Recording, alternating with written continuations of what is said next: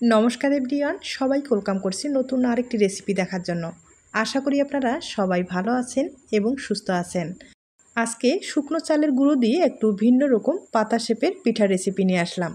পিঠা তো আপনারা অনেকভাবে খেয়েছেন, তবে এই পিঠাটা ট্রাই করতে পারেন।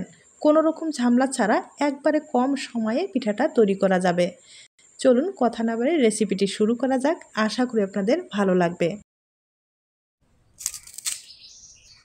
প্রথমে আমি পিঠার জন্য ডোটা তৈরি করে নেব। আর কড়াইয়ে পরিমাণ মতো জল ব্যবহার করলাম, স্বাদ মতো লবণ দিয়ে দিলাম। জলটা যখন ভালোভাবে বলক আসবে এ পর্যায়ে আমি এখানে চালের গুঁড়ো ব্যবহার করব। এটা শুকনো চালের গুঁড়ো আর আতপ চালের গুঁড়ো, আপনারা যে কোনো চালের গুঁড়ো ব্যবহার করতে পারেন। এবার চালের গুঁড়োটা ভালোভাবে সিদ্ধ করে নিতে হবে।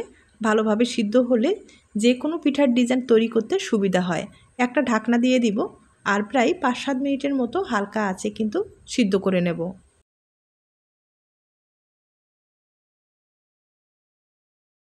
কিছুক্ষণ আমি ভালোভাবে সিদ্ধ করে নিলাম। এবার নেড়ে চেড়ে একটা ডো তৈরি করে নিতে হবে। এখন একটা প্লেটে আমি ঢেলে নিব আর খুব ভালোভাবে মথে নিব। তবে অনেকটাই গরম রয়েছে, গরম অবস্থায় হাত দেওয়ার দরকার নেই।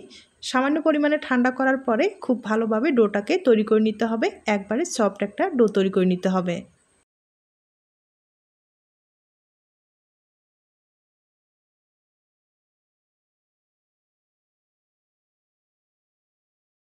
ডোটা প্রায় আমি তৈরি করে নিলাম।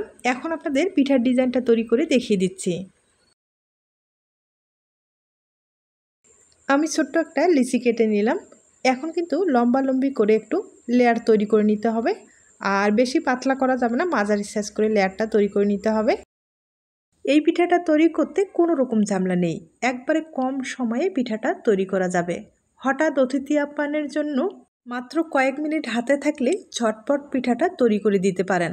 আর পিঠাটার ডিজাইন বলতে কিচ্ছু নেই, শুধু এই লেয়ারটা কিন্তু তৈরি করে নিতে হবে। আর লেয়ারটা একটু লম্বালম্বি করে তৈরি করে নিতে হবে। আমি লেয়ারটা কিন্তু লম্বালম্বি করে তৈরি করে নিলাম। এবার একটা এই লেয়ারে ভাঁজ দিতে হবে। এই ভাঁজটা কিন্তু একটু দেখেই বুঝে নিতে হবে। একবারে সহজ পদ্ধতিতে কিন্তু পিঠাটা আমি ডিজাইনটা তৈরি করে নিচ্ছি, হয়তোবা দেখে বুঝতে পেরেছেন। তবে এই পিঠাটা তৈরি করতে গেলে ডোটা কিন্তু শক্ত করা যাবে না, একটু নরম রাখতে হবে। আর নরম রাখলে খুব সহজেই এই ডিজাইনটা তৈরি করা যাবে। আর দেখতে পারলেন আমি কিভাবে লেয়ারটা ভাঁজ দিয়ে দিলাম। সম্পূর্ণ আলাদাভাবে একটা পাতা শেপের মতোই কিন্তু ডিজাইনটা আমি তৈরি করে নিলাম। দেখতে পারছেন কতটা সুন্দর হয়েছে। আমি আবারও বলছি, ডোটা যখন তৈরি করবেন একটু নরম রাখবেন। আর শক্ত করলে এই ডিজাইনটা তৈরি করা যাবে না, পিঠাটা কিন্তু পুরোপুরি ফেটে যাওয়ার সম্ভাবনা বেশি থাকবে। তাই নরম রাখলে এই পিঠাটা কিন্তু খুব সহজেই তৈরি করা যাবে। একইভাবে সামান্য পরিমাণে আমি অফ ক্যামেরায় কিন্তু একটু ফুড কালার ব্যবহার করলাম। আর এটা দেখার সৌন্দর্যে আপনাদের ফুড কালারটা পছন্দ হলে দিয়ে দিবেন অথবা স্কিপ করতে পারেন।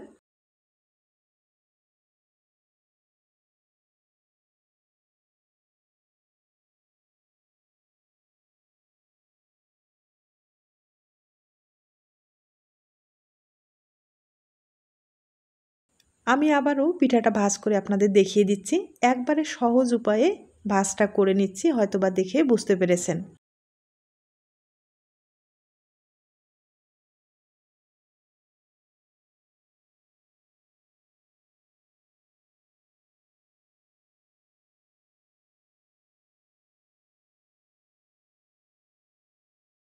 পিঠাটা ভাঁজ করার পরে এভাবে কিন্তু আপনারা রেখে দিতে পারেন। তবে আরেকটু পিঠাটা ভালো দেখার জন্য আমি একটা সিজার দিয়ে সাইডের যে অংশগুলো আছে সেগুলো কেটে কেটে একটা ডিজাইন তৈরি করে নেব। আর এভাবে পিঠাটা দেখতে বেশি ভালো লাগবে। আপনাদের পছন্দ হলে কিন্তু এই ডিজাইনটা রাখতে পারেন, অথবা শুধু ভাঁজ করেই পিঠাটা তৈরি করে নিতে পারেন।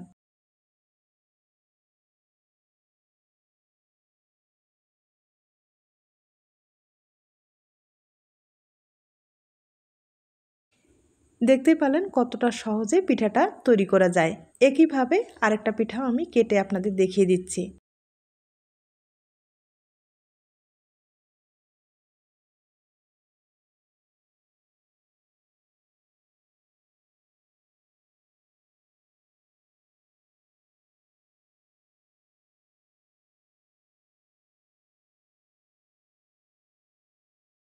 আমি আপনাদের দুইটা পিঠা তৈরি করে দেখিয়ে দিলাম।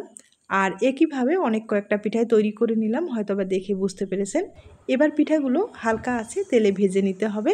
আর বেশি আছে ভাজলে পিঠাটা কিন্তু উপরে লালচে হয়ে যাবে, ভিতরে কাঁচায় থেকে যাবে। তাই হালকা আছে একটু সময় নিয়ে মুসমুসে করে ভেজে নিতে হবে।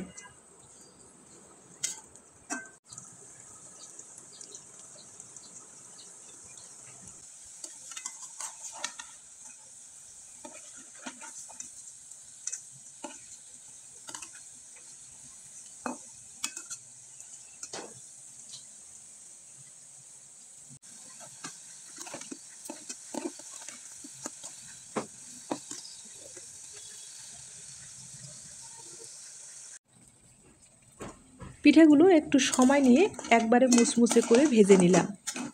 এবার পিঠাগুলো তুলে নিতে হবে।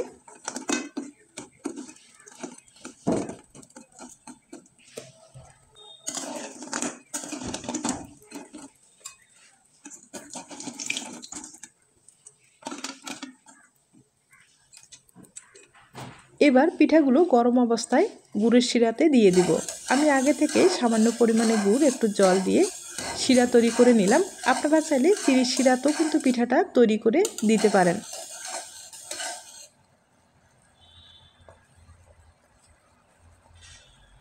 শিরাটা আমি একটু ঘন করেই তৈরি করে নিলাম। এবার পিঠাগুলো দিয়ে দিতে হবে। পিঠাগুলো দেওয়ার পরে ভালোভাবে নেড়ে চেড়ে আপনারা গরম গরম কিন্তু পিঠাটা পরিবেশন করতে পারেন। আর এভাবে পিঠাটা খেতে ভীষণ ভালো লাগবে।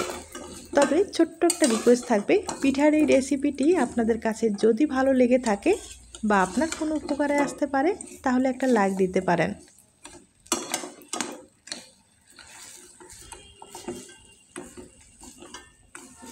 এবার আপনাদের পরিবেশন করে দেখিয়ে দিচ্ছি।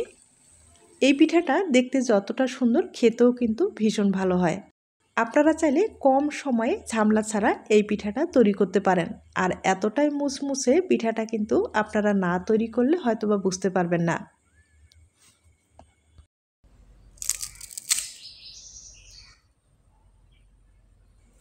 দেখতেই পারছেন পিঠাটা কতটা মুসমুসে হয়েছে। এভাবে আপনারা চাইলে পিঠাটা 7 দিন পর্যন্ত সংরক্ষণ করতে পারবেন। আর মুসমুসে যে ভাবটা সেটা কিন্তু থেকেই যাবে। তবে অবশ্যই বাড়িতে একবার হলেও তৈরি করে দেখবেন। আজ তাহলে এ পর্যন্ত, নতুন কোনো রেসিপির সাথে আবার দেখা হবে। আর নতুন রেসিপির জন্য সবাইকে আমন্ত্রণ রইল। সবাই ভালো থাকবেন এবং সুস্থ থাকবেন।